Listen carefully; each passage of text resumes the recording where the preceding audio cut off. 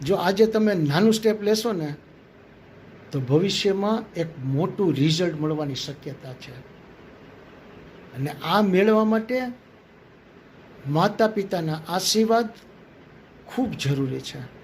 અને સાથે પ્રાર્થના પણ એ ભૂલવાનું નથી. ને આ બંને મળી જાય ને એટલે તમારી સફળતા. તો ચાલો આપણે પ્રાર્થનાની શરૂઆત કરીએ.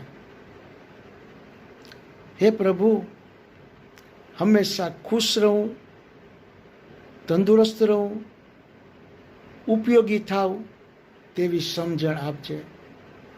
સફળતા મળે, સુખ મળે, શાંતિ મળે તેવી સમજણ આપજે. હકારાત્મક વિચારો સાથે સુંદર સર્જન કરવું, પુરુષાર્થ કરવું, સાચો નિર્ણય લઉં તેવી સમજણ આપજે.